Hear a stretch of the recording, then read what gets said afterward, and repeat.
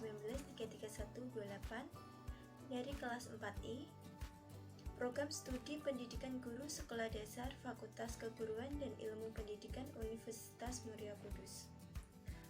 Di sini saya akan memaparkan materi mengenai kedudukan media pembelajaran dan klasifikasi media pembelajaran menurut ahli.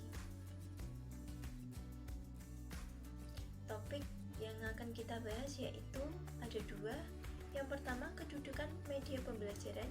Yang kedua, klasifikasi media pembelajaran menurut ahli. Apa kedudukan media pembelajaran? Pada umumnya, kedudukan media pembelajaran berfungsi sebagai alat perantara atau alat pengatur pesan dalam kegiatan pembelajaran, yaitu memberikan stimulus kepada siswa agar siswa dapat memahami materi yang disampaikan guru, dari konsep-konsep yang masih abstrak menjadi gambaran yang lebih konkret. Kedudukan media pembelajaran sebagai berikut. Kedudukan media pembelajaran berdasarkan karakteristiknya. Kedudukan media pembelajaran di dunia pendidikan, kedudukan media dalam sistem pembelajaran, kedudukan media pembelajaran dalam proses belajar mengajar, kedudukan media pembelajaran dalam teknologi pembelajaran, kedudukan media untuk mengundang partisipasi aktif siswa, kedudukan media pada tahap tindak lanjut. Kedudukan media pembelajaran berdasarkan karakteristiknya. Setiap jenis media memiliki karakteristik masing-masing dan menampilkan fungsi tertentu dalam menunjang keberhasilan proses belajar peserta didik. Agar peran media belajar tersebut menunjukkan pada suatu jenis media tertentu, maka pada media-media belajar itu perlu diklasifikasikan menurut suatu metode tertentu sesuai dengan karakteristik dan fungsinya terhadap pembelajaran. Pengelompokan itu penting untuk memudahkan para pendidik dalam memahami sifat media dan dalam menentukan media yang cocok untuk pembelajaran atau topik pembelajaran tertentu. Menurut SRAM, kita dapat melihat media menurut karakteristik ekonomisnya, lingkup sasarannya yang dapat diliput, dan kemudahan kontrol pemakai. Jadi, antara klasifikasi media, karakteristik media, dan pemilihan media merupakan kesatuan yang tidak terpisahkan dalam penentuan strategi pembelajaran. Kedudukan media pembelajaran di dunia pendidikan. Kedudukan media dalam dunia pendidikan tidak hanya sekedar alat bantu guru, melainkan sebagai pembawa informasi atau pesan pembelajaran guru yang sesuai dengan kebutuhan siswa. Dengan demikian, seorang guru dapat memusatkan tugasnya pada aspek-aspek lain, seperti pada kegiatan bimbingan dan penyuluhan individual dalam kegiatan pembelajaran. Kedudukan media dalam sistem pembelajaran. Sistem adalah suatu totalitas yang terdiri dari sejumlah komponen yang saling berkaitan dan saling mempengaruhi satu dengan yang lainnya. Pembelajaran dikatakan sebagai suatu sistem karena di dalamnya mengandung komponen yang saling berkaitan untuk mencapai suatu tujuan yang telah ditetapkan. Komponen tersebut meliputi tujuan, materi, metode, dan evaluasi. Kedudukan media pembelajaran dalam proses belajar mengajar. Dalam proses belajar mengajar, media pembelajaran memiliki kedudukan diantaranya sebagai berikut. Yang pertama, alat untuk memperjelas bahan pengajaran pada saat pengajar menyampaikan pelajaran.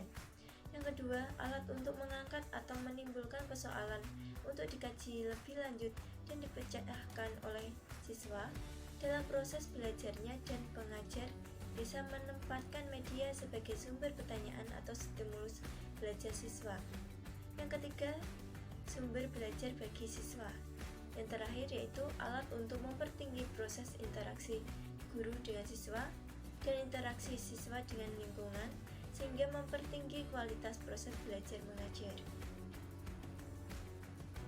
Kedudukan media pembelajaran dalam teknologi pembelajaran.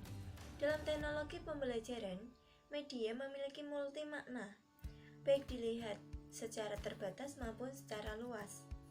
Munculnya berbagai macam definisi disebabkan adanya perbedaan suatu sudut pandang, maksud, dan tujuan. Komponen-komponen dalam teknologi pembelajaran tersebut diantaranya adalah pesan, orang, bahan, media, peralatan, teknik, dan latar. Media juga sebagai segala benda yang dapat dimanipulasi, dilihat, didengar, dibaca, dan atau dibincangkan beserta instrumen yang digunakan untuk kegiatan tersebut. Beberapa di antaranya sebagai berikut. Yang pertama, portofolio elektronik.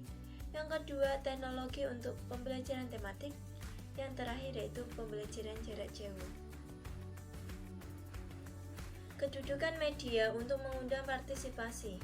Kedudukan media pada tahap ini dapat merangsang terjadinya diskusi di antara guru dengan siswa dan antara siswa dengan siswa, membantu siswa menemukan gagasan untuk mengawali kegiatan mengarang, bercerita, dan kegiatan kerja kelompok sebagai sumber kegiatan belajar mandiri untuk melengkapi atau memperkaya pengetahuan yang dipelajari di kelas, serta mengundang keterlibatan kognitif dan emosional siswa secara spontan.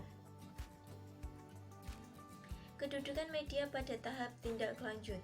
Kedudukan media pada tahap ini untuk mempermudah program remediasi dan pengayaan. Sebagai contoh, membuat clipping, mengumpulkan gambar binatang dari kelompok sejenis, membuat laporan hasil pengamatan, mencari informasi atau berita tentang seorang tokoh yang disenangi anak-anak. Kemudian topik yang selanjutnya yaitu ada klasifikasi media pembelajaran menurut ahli. Yang pertama menurut Stiosari dan Skabuden, yang kedua menurut Sulaiman, yang ketiga menurut Emory Thomas, yang keempat menurut Gerlach dan Eli, yang terakhir menurut Rudy Bretz. Yang pertama yaitu menurut Stiosari dan Skabuden, mengemukakan klasifikasi media pembelajaran berdasarkan bentuk dan ciri fisik sebagai berikut. Yang pertama, media pembelajaran dua dimensi, yaitu media yang penampilannya tanpa menggunakan media proyeksi, memiliki panjang dan lebar, dan media pembelajaran dua dimensi hanya bisa diamati dari satu arah pandangan saja. Contohnya, peta, gambar bagan, dan semua jenis media yang hanya dapat dilihat dari satu sisi datar saja. Yang kedua, media pembelajaran tiga dimensi, yaitu media yang penampilannya tanpa menggunakan media proyeksi, mempunyai ukuran panjang, lebar, dan tinggi atau tebal, serta dapat diamati dari arah pandang mana saja. Contohnya, meja, kursi, mobil, rumah, gunung, dan lain-lain. Yang ketiga, media pandang diam, yaitu media yang menggunakan media proyeksi dan hanya menampilkan gambar diam di layar atau tidak bergerak atau statis. Contohnya, foto, tulisan, atau gambar binatang yang dapat diproyeksikan. Yang kedua yaitu menurut Sulaiman, mengklasifikasi media pembelajaran berdasarkan persepsi indera. Yang pertama yaitu media audio, media yang menghasilkan bunyi, misalnya audio kaset, tape recorder, dan radio. Yang kedua, media visual dua dimensi, dan media visual tiga dimensi. Yang ketiga, media audio visual, itu media yang dapat menghasilkan rupa, suara dalam satu unit media, misalnya film bersuara dan televisi. Yang keempat, media audio motion visual, yaitu penggunaan segala kemampuan audio dan visual ke dalam kelas seperti televisi, video tape atau kaset recorder, dan sound film.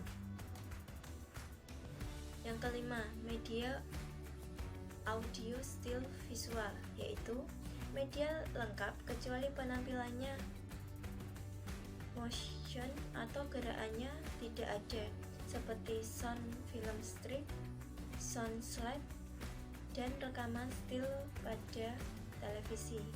Yang terakhir yaitu media audio semi motion, yaitu media yang berkemampuan menampilkan titik-titik tetapi tidak bisa mentransmit secara utuh suatu motion yang nyata, misalnya televiting dan recorded televiting. Yang ketiga yaitu menurut R. Murray Thomas, mengklasifikasi media pembelajaran berdasarkan pengalaman yang diperoleh itu sebagai berikut. Pengalaman langsung atau the real life experience berupa pengalaman langsung pada suatu peristiwa maupun mengamati kejadian atau objek yang sebenarnya.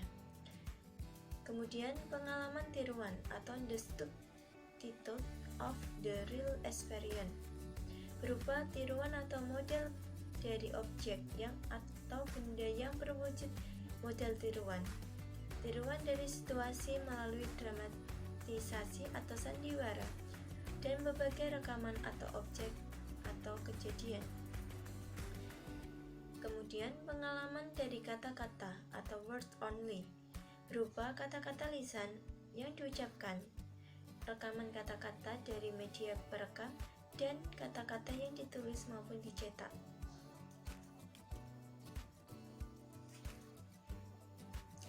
Yang keempat yaitu menurut Gillard dan Ellie, mengklasifikasi media pembelajaran berdasarkan penggunaannya sebagai berikut. Yang pertama yaitu media pembelajaran yang penggunaannya secara individual.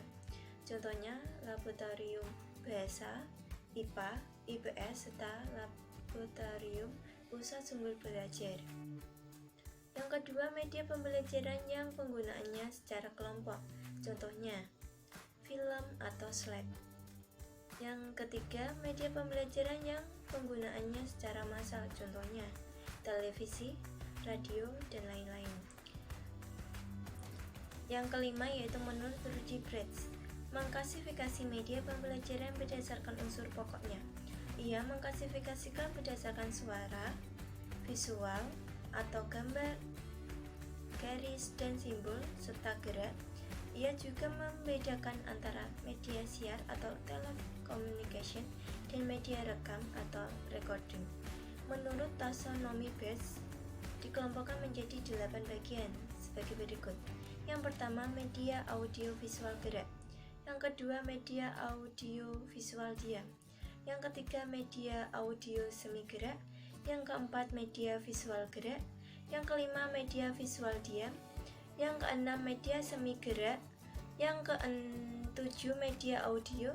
Yang kedelapan, media cetak. Sekian pemaparan mengenai kedudukan media pembelajaran dan klasifikasi media pembelajaran menurut ahli. Sekian dan terima kasih. Wassalamualaikum warahmatullahi wabarakatuh.